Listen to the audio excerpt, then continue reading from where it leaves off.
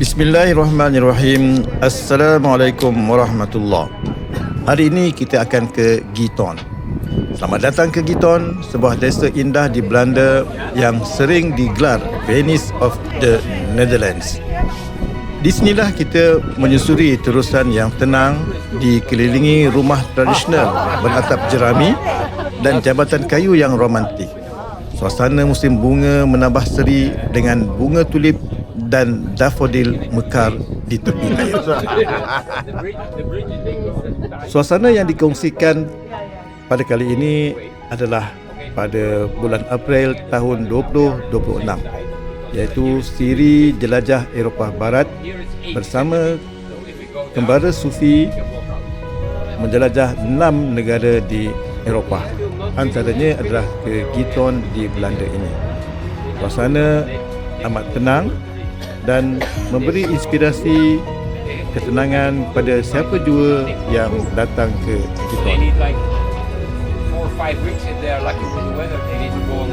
Sepanjang perjalanan kami ditemani oleh Encik Alan yang bukan sahaja sebagai pemandu bot kami tetapi berkongsi info yang sangat menarik tentang sejarah Giethoorn dan juga aktiviti masyarakat yang sedang berlaku sekarang juga pada masa yang silam. Nama Giethoorn mempunyai kisah unik. Pada abad ke-13, penduduk awal menemui banyak tanduk kambing yang mati akibat banjir besar. Mereka menamakan kawasan ini Giethoorn. Gabungan kata Gieten bermaksud kambing dan Horn bermaksud tanduk. Lama-kelamaan, sebutan ini berubah menjadi Giethoorn. Selain itu, kawasan ini terbentuk hasil kerja penggali gambut pada zaman pertengahan. Mereka menggali tanah untuk dijadikan bahan bakar, lalu meninggalkan tasik dan terusan yang membentuk landscape unik desa ini. Pada abad ke-18 dan ke-19, banjir besar menambah lagi keluasan tanah di sekitarnya. Sejak itu, Giethoorn berkembang sebagai kampung air yang tiada jalan raya di bahagian lama. Hanya laluan air dan laluan basikal. Selain bot kecil, tongkang seperti yang kita lihat ini juga menjadi pengangkutan utama untuk penduduk di Giethoorn.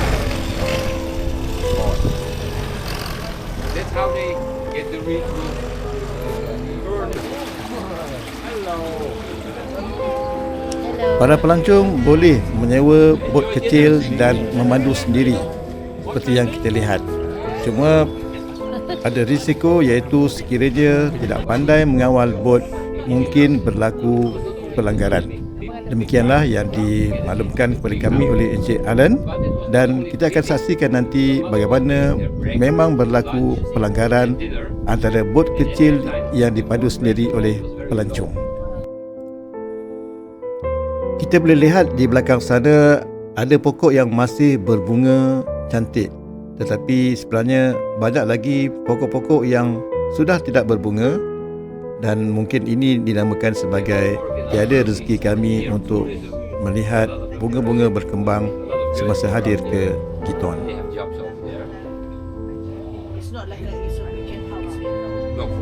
Penduduk Giethoorn hidup rapat dengan air. Bot kecil yang dipanggil panta digunakan untuk bergerak dari satu rumah ke rumah lain. Anak-anak ke sekolah dengan bot. Penghantaran barang juga melalui terusan. Rumah-rumah tradisional beratap jerami dijaga rapi dengan taman bunga berwarna-warni di keliling. Kehidupan di sini sederhana tetapi penuh harmoni dengan alam. Jika dilihat dari jauh, atap rumah seperti atap genting, tetapi sebenarnya dibuat daripada jerami yang mereka kumpulkan daripada kawasan perhampiran. Meskipun nampak sangat klasik dan tradisional, tetapi ia amat sesuai dengan musim di sini, iaitu jika musim panas, rumah tidak terlalu panas dan jika musim sejuk, rumah tidaklah terlalu sejuk. Jerami masih lagi relevan untuk diguna sebagai atap di Giton. Kami diberi peluang oleh tour leader kami, Wan Nina, untuk naik ke daratan, jalan-jalan, melihat suasana keliling dengan lebih dekat. Sesiapa nak membeli belah pun boleh, membeli cendera mata untuk dibawa pulang, ataupun apa sahaja yang boleh memberi manfaat kepada mereka semasa berada di daratan. Pasti sekali peluang tidak dilepaskan untuk mengambil gambar kerana suasana yang sangat indah, unik yang tidak ada pada tempat kita. Maka peluang ini tidak dilepaskan untuk kami mengambil gambar, merakamkan momen indah di Giton. Ini adalah antara kedai menjual cenderamata yang kita boleh singgah.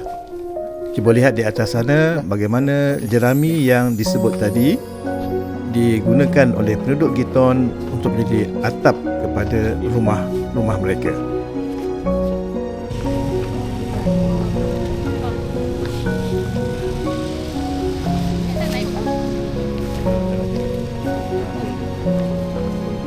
Dahulu, ekonomi Giton bergantung pada gambut, kemudian beralih kepada buruh dan jerami.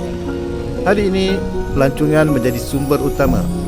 Desa ini mempunyai lebih daripada 176 jambatan yang menghubungkan rumah-rumah di tepi terusan.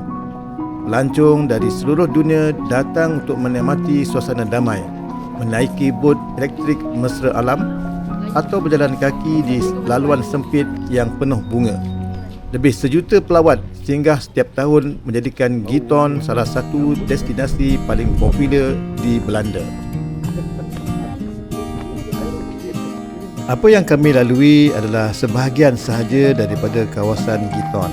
Untuk pengalaman yang lebih menarik, para pengunjung boleh menyewa bot kecil dan memandu diri sendiri untuk lebih berpuas hati dengan kawasan yang mereka terokai sendiri. Setakat yang kami lalui, meskipun airnya tidak jernih, tetapi demikianlah hasil air gambut. Tapi air gambutnya tidaklah berbau busuk sehingga mengganggu para pelancong. Musim bunga adalah masa paling indah di Giton. Bunga tulip, dafodil dan pokok hijau menghiasi tepi terusan. Jika kita bernasib baik, kena pada musimnya, semua keindahan itu akan dapat kita nikmati.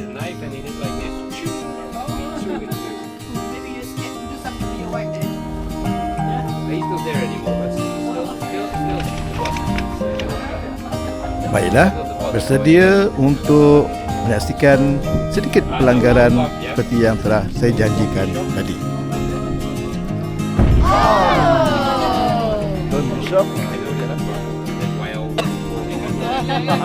Insiden begini sebenarnya kerap berlaku dan memang telah dijangkakan oleh pemandu bot kami. Namun, menurut beliau, insiden beginilah yang lebih merapatkan hubungan bersama mereka, bahkan dengan pelancong yang datang ke Giton.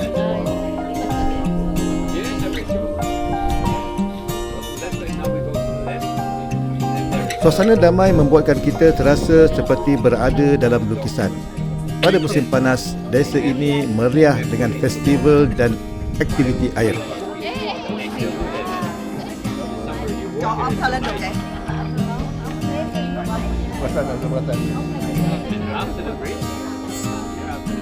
Musim luruh pula membawa warna keemasan yang romantik. Dan pada musim sejuk, terusan membeku menjadikan Giton seperti dunia dongeng dengan ais dan salji putih. Setiap musim memberi wajah berbeza, tetapi semuanya sangat menawan.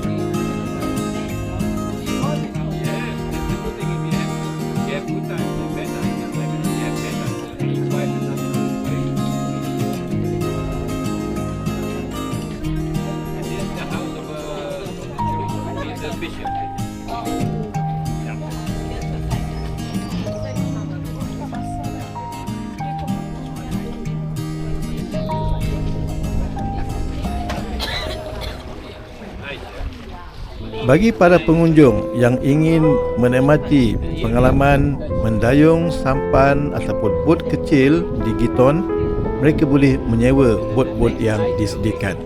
Cuma seperti yang dinyatakan tadi, perlulah pandai mengawal bot supaya tidak berlaku insiden pelanggaran.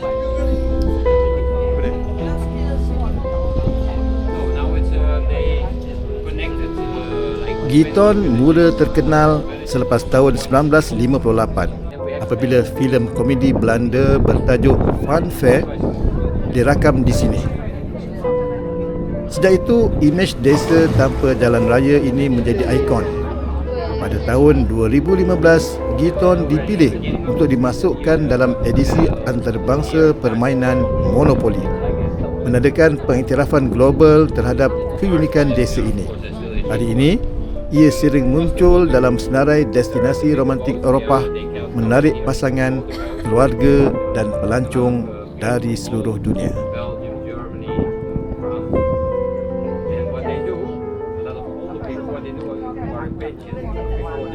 Giton bukan sekadar sebuah desa, tetapi Giton juga merupakan simbol bagaimana manusia dan alam boleh hidup harmoni. Dengan terusan yang damai, jambatan kayu yang indah dan bunga musim spring yang mekar, ia mengingatkan kita bagaimana keindahan sejati datang daripada kesederhanaan.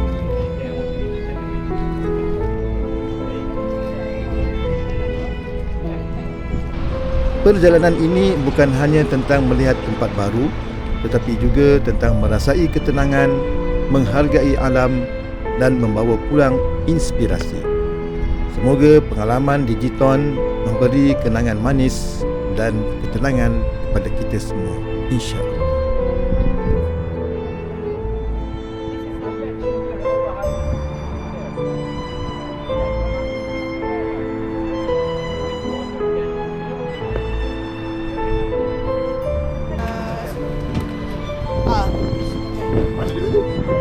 Oh tu ah.